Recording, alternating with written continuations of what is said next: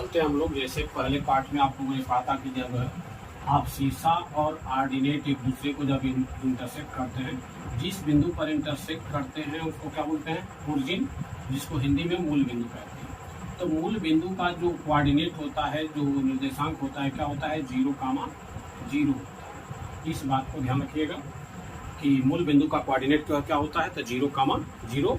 मूल बिंदु का निर्देशांक जो है 0, 0 होता है, जिसको हम ओरिजिन भी कहते हैं इंग्लिश में। अब हम लोग चलते हैं इसके दूसरे पार्ट पे कि दो पॉइंटों के बीच का डिस्टेंस कैसे फाइंड करेंगे। तो सबसे पहले आप लोग ध्यान से देख लें, डिस्टेंस बिटवीन 2 पॉइंट्स। आपके पास जो है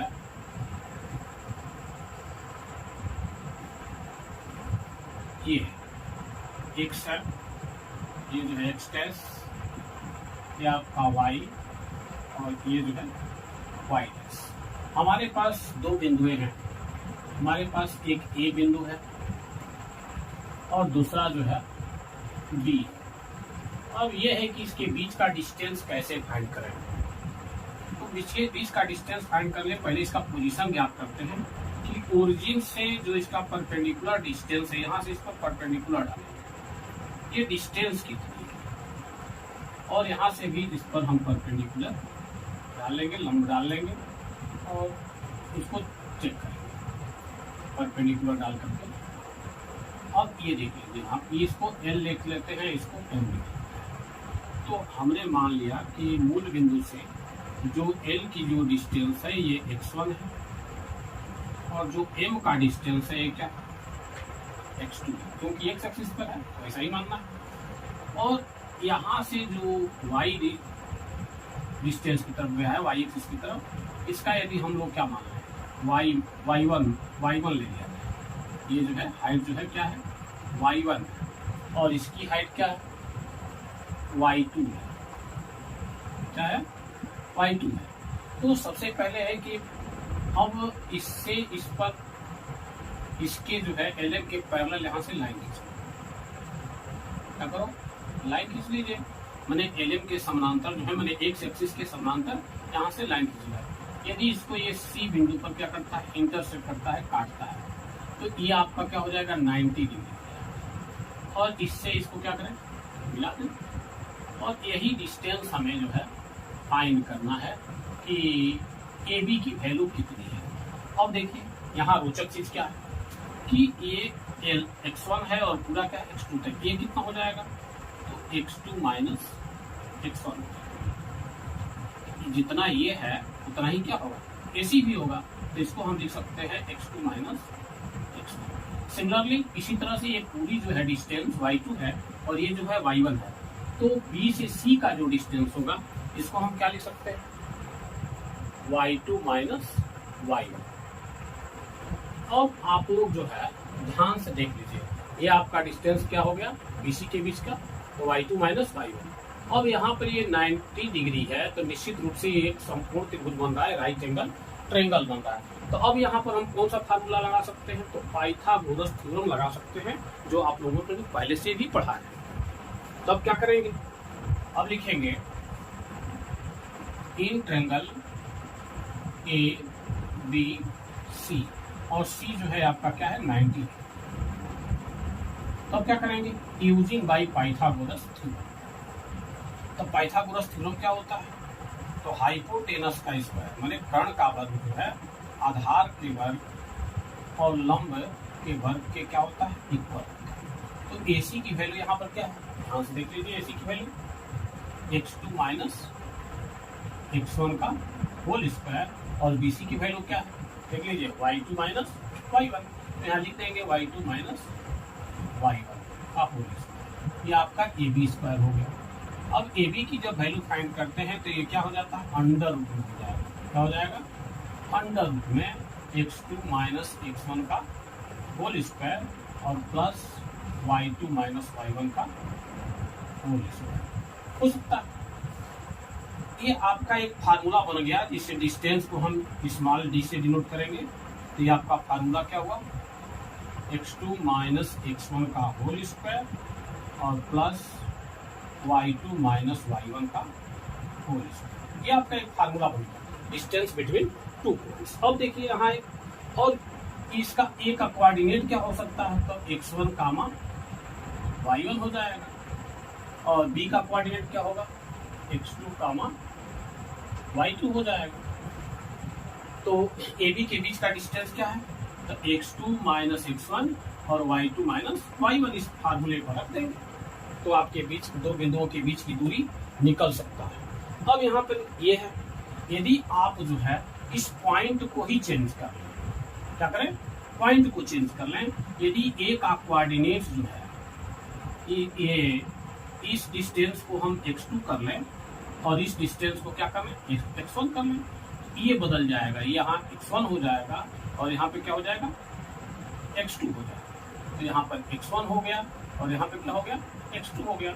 उसी तरह से यहाँ जो है जो कोऑर्डिनेट है आपका ये x1 हो जाएगा और ये क्या होगा, y1 होगा और इसका कोऑर्डिनेट जो है क्या होगा, x2 कामा y2। ऐसे हम राइट कर सकते हैं। अब देखिए, अब ये पॉइंट जो है इससे बड़ा हो गया और ये जो डिस्टेंस है x1 ये बड़ा हो गया, छोटा हो गया, तो यहाँ उसी फार्मूले के आधार पर हम सेट कर सकते हैं। तो फिर वही फार्मूला लग जाएगा। जब ये फार्मूला हम लगाते हैं तो सेम टू सेम वही फार्मूला होगा। तो हम जो है आज भी ये हम लोग कहते हैं कि यदि हम इस फार्मूले को उल्टा भी लिखें तो आंसर आपका कभी गलत नहीं होगा, क्योंकि होल स्क्वायर है और होल स्क्वायर होने की वजह से जो है आपका कोई प्रभाव नहीं पड़ता है। क्लियर? तो इस तरह से आप देख सकते हैं कि यदि आप पोजीशन चेंज करते हैं, पॉइंट का पोजीशन चेंज करेंगे तो ये फार्मूला भी चेंज हो सकता है।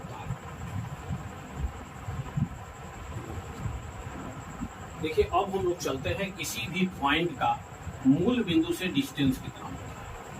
मैंने ओरिजिन से जो है, मान लीजिए कि ये पॉइंट जो है P है और P का कोऑर्डिनेट क्या है, x कामा y है, x कामा y है। तो ये O से ये डिस्टेंस कितना है, तो सबसे पहले हम क्या करेंगे, इस पर ये हम परपेंडिकुलर डालेंगे। क्या करेंगे, परपेंडिकुलर डालेंगे तो ये 90 डिग्री हो जाएगा। इसको हम कर लेते हैं A। तब क्या होगा, इस स्थिति में यहाँ से यहाँ तक का जो डिस्टेंस है आपका x1 है और ये डिस्टेंस क्या हो गया, x1 बोला है, सॉरी x हो गया और ये क्या हो गया, y। और O से P क्या करेंगे, मिला देंगे। हम पहले से जानते हैं कि इसका कोऑर्डिनेट क्या होता है, 0,0 मूल बिंदु का। और यहाँ से जो ये डिस्टेंस है आपका x है और ये डिस्टेंस क्या है, y है। अब क्या है, यहाँ से यहाँ तक का डिस्टेंस क्या होगा, पहले वही पाइथागोरस। अब क्या करेंगे, त्रिभुज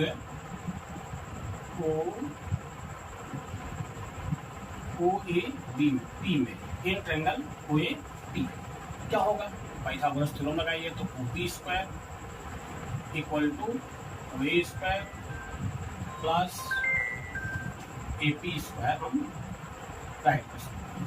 यहाँ OP है, OP इक्वल टू इसकी वैल्यू x है तो x स्क्वायर और इसकी वैल्यू y है तो y स्क्वायर राइट कर सकते हैं। तो OP equal to under root x square plus y square, ये क्या हो गया, ये जो है ओरिजिन से पॉइंट का डिस्टेंस, मूल बिंदु से इस बिंदु की दूरी होगी। अब देखिए, इस बात को नोट कीजिए, यदि आपके पास कोई पॉइंट है जैसे ओरिजिन से, तो O का कोऑर्डिनेट 0,0 होता है और P का कोऑर्डिनेट क्या है, x कामा y है। तो इसके बीच का डिस्टेंस यदि OP आप फाइंड करेंगे तो फार्मूला वही होगा। फार्मूला क्या है, फार्मूला आप लोगों ने जाने भी है कि x2 माइनस x1, ऐसे भी आप राइट कर सकते हैं इस फार्मूले से भी, x2 माइनस x1 का होल स्क्वायर और y2 माइनस y1 का होल स्क्वायर के फार्मूले पर सेट करते हैं। y2 के प्लेस पर y है और y1 के प्लेस पर 0 है, यहाँ x2 के प्लेस पर x है और x1 के प्लेस पर 0 है। तो इस तरह से भी आप सॉल्व करेंगे तो क्या आएगा, x square plus y square. इस बात को ध्यान रखें, मूल बिंदु से ये क्या है, डिस्टेंस का फार्मूला है, मूल बिंदु से किसी बिंदु की दूरी निकालने का ये क्या है, फार्मूला है। अब हम लोग चलते हैं आगे।